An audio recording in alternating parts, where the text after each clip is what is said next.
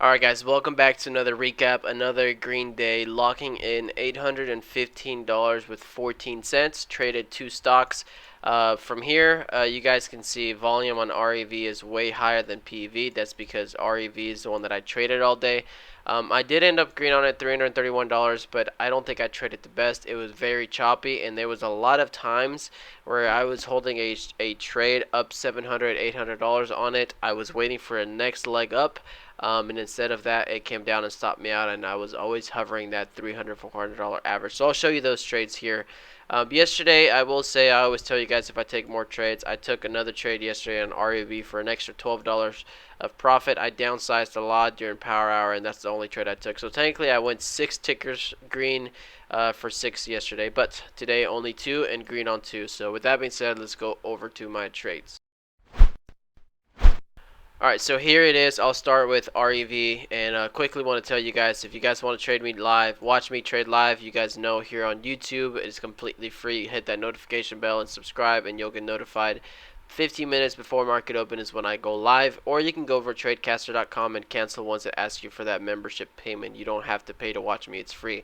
It's a little bit lower latency, and then a lot of guys watch me over there, so the chat is a lot more active. So first trade on REV was this rising wedge pattern. So you can see here's highs making higher highs and then higher lows.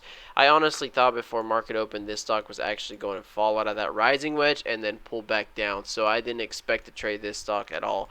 And especially because I took a bigger loss this day right here is where I lost money on it, and then that was yesterday's scalp for $12, but whatever. So I was seeing this rising wedge support, so there's that point right there, here, there, and then during market open it pulled back down to that same support right here. Now you guys know I'm not the best at buying supports. I don't feel comfortable, so I only took 500 shares long right there at that bottom of that support, and then I ended up taking profit on them right away at 7.92, so barely 2 cents of profit. But what I was really looking at is we get two red candles hitting that support and holding it, and then that green candle even confirms that support. You see that wick all the way down to that trend line right there and bounces up. Now this green candle here, you can see volume actually increased and actually ripped back up over $8. So $8 is a whole dollar psychological resistance right here. I have it marked. I know I have a lot of lines, but you can see that red little line right there. So we get over $8, close above it, and now I'm looking for a retest of 8 to get a quick little fill in here and see if either this candle right here spikes up to a pre-market high, which is up here, or the next 1 minute candle holds that $8, and then this candle here rips up to a new high, which the high was this double top right here of 839 was the high. So I was looking for that move. Already off the back, this was one of the trades where I took some profit. So you can see I jumped in 1,500 shares. I took 500 shares profit at 8.12 on the other side of $8, and then it looks like I stopped out at $8. So that $8 retest there. So here with 1,000 shares, I was probably up another $100, $200 here, and looks like I stopped out down here, giving those $200, $300 back. Did not get that next leg up that I was looking for, so I already won trade where I get stopped out and doesn't work, right? So next thing, this candle here, I actually missed this move. I called it out on my live stream, and I said we're getting back into that falling wedge pattern, so watch to see if you rip through that bottom one and then rip to the top one, which actually did, but I was not fast enough in getting on that place, so I let it go through. And did get halted, and some people actually did take that and were able to get stuck on a halt, which kind of sucked because resumption was lower.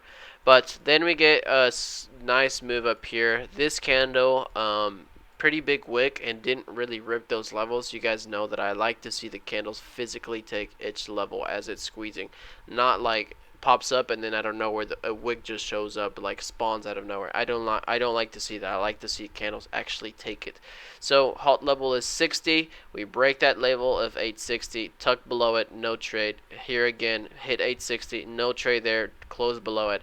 Here we go, break 860, close above 860, and now we have two obvious targets that are very, very close. So this is why I was trading with 1,500 shares, and then I was able to up my share size to 2,500. Why?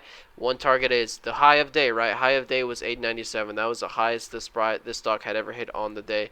And then two, $9 is right there, right? So in this scenario, I'm like 897 is going to give out. $9 is the real resistance because nobody's going to be shorting 897 when a whole psychological resistance is 3 pennies away. So I jumped in with 2,500 shares right below 890, so 10 cents below 9, and immediately take my profit on the other side at 925, 25, 25.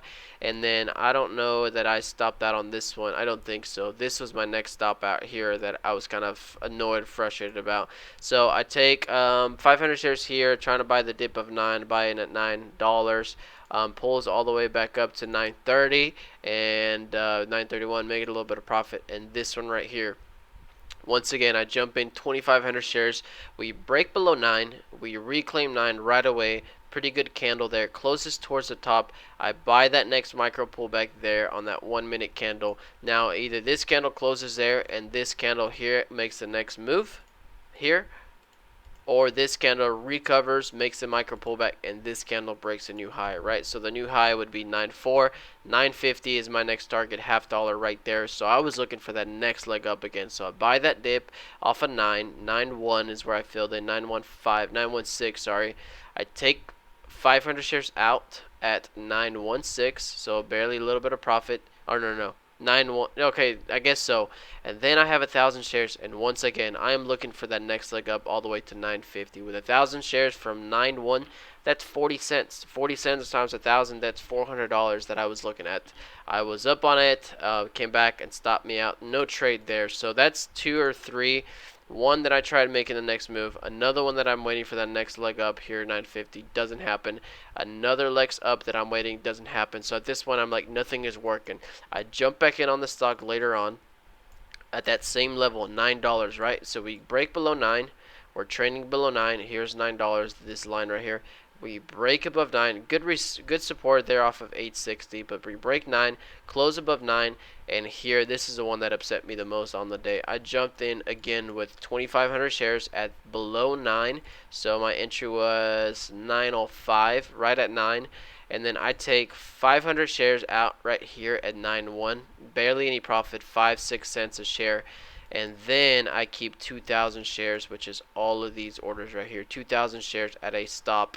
I'm looking for 9 to give out, and then 950 be the next target, and then potentially $10. But I said this candle, it's coming up and it's not breaking it, so I'm gonna stop out. I don't want to get caught in a halt with not a halt, a flush with 2,000 shares, right? 2,000 shares every 10 cents a move. That's not even 100. That's $200. If it flushes, it'll flush more than 10, 20 cents at a time. So that's easily giving back $400, $500, $600 of profit. So I didn't want to risk it. I always protect my profit first. Always put a stop loss really close. If I stop out, that's fine. If I get a move, amazing, right? The one time I physically stop it out, I sell that position. 1 minute later, 2 minutes later, it goes straight from 9 all the way to 989, and I had 2,000 shares ready exactly for that move. I let it go. So 989 to 989, that's almost $1 a share times 2,000 shares. That right there was almost a $2,000 trade that I let go. So it's okay. I mean, it's fine. I'm not going to win all of them. But then when that candle did pop up, I was looking for 950 to hold. And then the next leg up. So 950 to 10 was the next leg, right? And this is a big squeeze. This is one of the biggest squeeze that the stock had all day. In fact, it is the biggest squeeze. So when that happens, you know that shorts have to cover, and you know that shorts are getting squeezed. So not only do you get a one candle move, you often get a nice little micro pullback. You often get a 1-2 minute pullback, and then you get that next leg up, right? So I was looking for that same move. I jumped in on this candle right there at 967 was my entry, seeing if we get that pressure to continue on shorts and then get that $10 break, right? Of course, I'm holding this. It pulls back on me right there. I'm still holding it. I think with 1,000 shares, I covered 500, so I had 1,000 shares left. 1,000 shares pulled back. I was down probably 200 on that trade.